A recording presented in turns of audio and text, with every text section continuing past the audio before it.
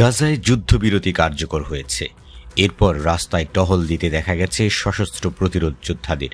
প্রশ্ন উঠতেই পারে, হঠাৎ প্রতিরোধ যোদ্ধারা এমন প্রকাশ্যে এলো কোন আশ্বাসে? সেই প্রশ্নের উত্তরটাই যেন দিয়েছে যুক্তরাষ্ট্রের প্রেসিডেন্ট ডোনাল্ড ট্রাম্প। তিনি জানিয়েছেন, তার অনুমতি নিয়েই তাদের নিরাপত্তা বাহিনী গাজায় রাস্তায় টহল দিচ্ছে। শুক্রবার যুদ্ধবিরতি শুরু হতেই হামাসের সশস্ত্র সদস্যদের খান ইউনিস সহ গাজার বিভিন্ন এলাকায় টহল দিতে দেখা গেছে। মধ্যপ্রাচ্য ভিত্তিক সংবাদ মাধ্যম মিডল ইস্ট আই এর প্রতিবেদনে বলা হয়েছে, স্থানীয় অনেক ফিলিস্তিনি রাস্তায় নেমে এই দৃশ্য দেখে উল্লাস প্রকাশ করেছেন। ট্রাম্প শনিবার সাংবাদিকদের সঙ্গে আলাপকালে বলেন, আমরা তাদেরকে কিছু সময়ের জন্য অনুমতি দিয়েছি নিরাপত্তা রক্ষায় অংশ নিতে। তারা বলেছে তারা সমস্যাগুলো থামাতে চায়।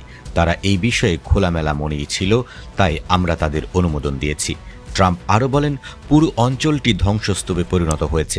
এমন পরিস্থিতিতে আমরা চাই না সেখানে বিশৃঙ্খলা বা অপরাধ ছড়িয়ে পড়ুক। তারা এখন সেই নিরাপত্তার দায়িত্ব দেখছে।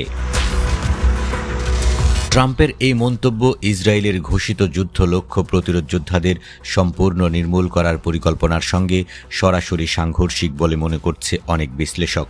কারণ ইসরায়েল বহুবার ঘোষণা দিয়েছে তারা প্রতিরোধ গোষ্ঠীকে ধ্বংস না করে শান্তি প্রক্রিয়ায় অগ্রসর হবে না।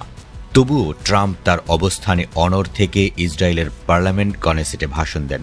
যুদ্ধবিরতিকে ইসরায়েলের বিজয় হিসেবে ঘোষণা করেন। তিনি বলেন, অরাজকতার শক্তিগুলো পরাজিত হয়েছে। এখন ইসরায়েল ও সমগ্র মধ্যপ্রাচ্য নতুন এক অধ্যায়ে প্রবেশ করেছে।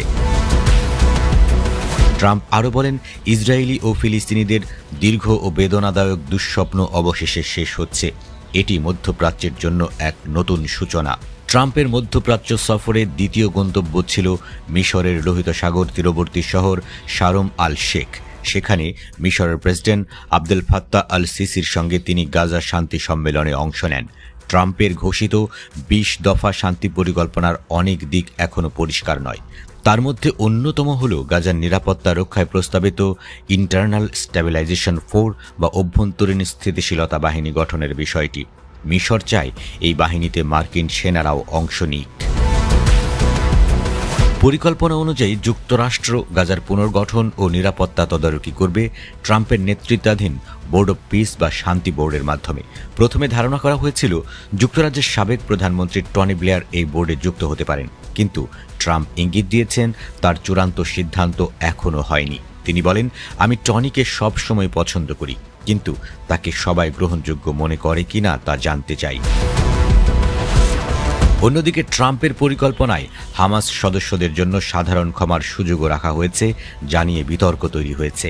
তবুও ট্রাম্পের মতে গাজার পুনর্গঠন প্রক্রিয়ায় হামাসকে সম্পূর্ণ বাদ দেওয়া সম্ভব নয়। তিনি বলেন, 2 মিলিয়ন মানুষ ধ্বংসস্তূপে ফিরে যাচ্ছে। তারা ঘরবাড়ি বানাবে, ব্যবসা শুরু করবে। এমন অবস্থায় অপরাধ বা অরাজকতা ঠেকাতে স্থানীয় কাঠামো দরকার। তাই আমরা চাই গাজা নিরাপদ থাকুক।